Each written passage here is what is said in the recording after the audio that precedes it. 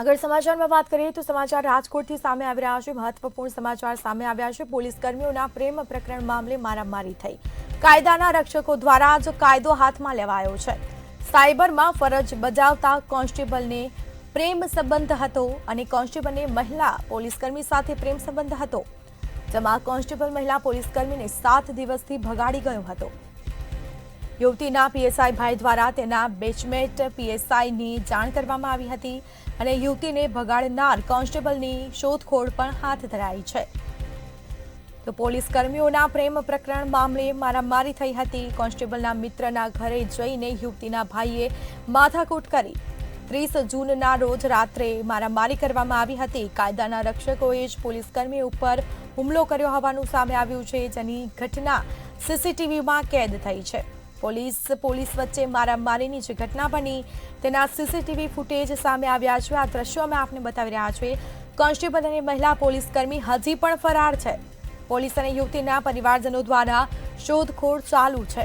સંવાદદાતા ધ્રુવ Kundel phone line પર જોડાયા છે। જી, પોલીસ કર્મીઓના પ્રેમ પ્રકરણ મામલે મારામારી થઈ હતી, શું વિગત? સ્મિતા, રાજકોટ પોલીસ કર્મીઓનું પ્રેમ પ્રકરણમાં મારામારી સુધીનો જે વાત છે તે પહોંચી હતી। કાયદાના રક્ષકો જ કાયદા હાથમાં લીધા હોય તે પ્રકારના દ્રશ્યો છે તે સામે આવ્યા છે। સાયબર ક્રાઇમમાં જે ફરજ બજાવતા કોન્સ્ટેબલ જીત પાઠકને મહિલા કોન્સ્ટેબલ પોલીસ સ્ટેશનમાં ફરજ બજાવતી એક પોલીસ કર્મી સાથે પ્રેમ થયો હતો। ત્યારબાદ કહી શકાય કે જીત પાઠક નામનો જે પોલીસ કર્મી છે તે મહિલા પોલીસ કર્મી યુવતી છેલ્લા 7 દિવસથી ભગાડી ગયો હતો અને તેને જ લઈને આજે માથાકૂટના જે દ્રશ્યો છે તે સામે આવ્યા છે। યુવતીના ભાઈ પીએસઆઈ હોય અને તેને ગોંડલ નોકરી કરતા તેના જ બેચમેટ પીએસઆઈ ધામલિયાને ફોન કરી ઘટનાની જાણ કરી હતી। ગોંડલથી પીએસઆઈ ધામલિયા, એલઆરડી આશીષ ગઢવી તેમજ રાજકોટના યોગી તેમજ નંદન નામના જે વ્યક્તિઓ યુવતીને ભગાડી જનાર પોલીસકર્મી જીત પાઠકની શોધખોળ શરૂ કરી હતી અને ખાસ તો માલદિયા નગર પોલીસ સ્ટેશનમાં ફરજ બજાવતા કોન્સ્ટેબલ જય રંગાણી યુવતીને ભગાડી જનાર કોન્સ્ટેબલ જીત પાઠકના મિત્ર હોવાના કારણે પીએસઆઈ ધામલિયા સહિતના જે લોકો છે તે ત્યાં પહોંચ્યા હતા। જીત ક્યાં છે તે કહીને તેની સાથે મારકૂટ કરી હતી। 30 જૂન 2025ના રોજ રાત્રે 9:30 વાગે આ મારકૂટના જે દ્રશ્યો છે તે સામે આવ્યા છે। કાયદાના જ રક્ષકો પોતાનું જે ભાન છે તે ભૂલ્યા છે।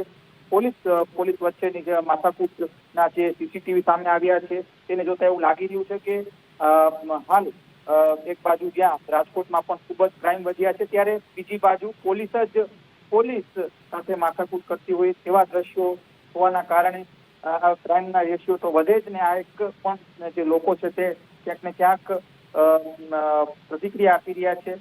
ખાસ હાલમાં જે માથાકૂટનો જે વિડીયો સામે આવ્યો છે તેને જ લઈને પોલીસ દ્વારા પણ એક પ્રતિક્રિયા આવી છે। બંને પક્ષો દ્વારા જે સમાધાન થઈ ચૂક્યું છે આ પ્રકારની માહિતી હાલ જે પોલીસ તંત્ર દ્વારા જે આપવામાં આવ્યું છે, ત્યારે આ મામલાને લઈને કોઈ પણ પ્રકારની જે ફરિયાદ છે તે નોંધવામાં નથી આવી, પરંતુ પ્રેમી પંખીડા હજુ પણ ફરાર છે। પોલીસકર્મી યુવતીના જે પરિવારજનો છે તે બંને બાજુના જે પરિવારજનો છે તેઓ શોધખોળ કરી રહ્યા છે। ત્યારે ચોક્કસથી એવું લાગે કે જ્યારે સામાન્ય પ્રજા ના મારકૂટના જે દ્રશ્યો જ્યારે સામે આવે છે ત્યારે તેમાં જે કહી શકાય કે લોકો ઉપર ફરિયાદ થતી હોય છે, ત્યારે પોલીસ સાથે જ્યારે માથાકૂટ થતી હોય છે તેમાં ફરિયાદ કેમ નથી નોંધાય? હાલ અત્યારે પ્રજા ક્યાંક ને ક્યાંક આ સવાલ પૂછી રહી છે। બિલકુલથી તમામ જાણકારી આપવા બદલ આપનો આભાર। તો પોલીસ વચ્ચે જે મારામારીની ઘટના બની તે ઘટના સીસીટીવીમાં કેદ થઈ છે। હાલમાં સમાધાન થઈ જતા પોલીસ ફરિયાદ નોંધાઈ નથી। કોન્સ્ટેબલ અને મહિલા પોલીસકર્મી હજી પણ ફરાર।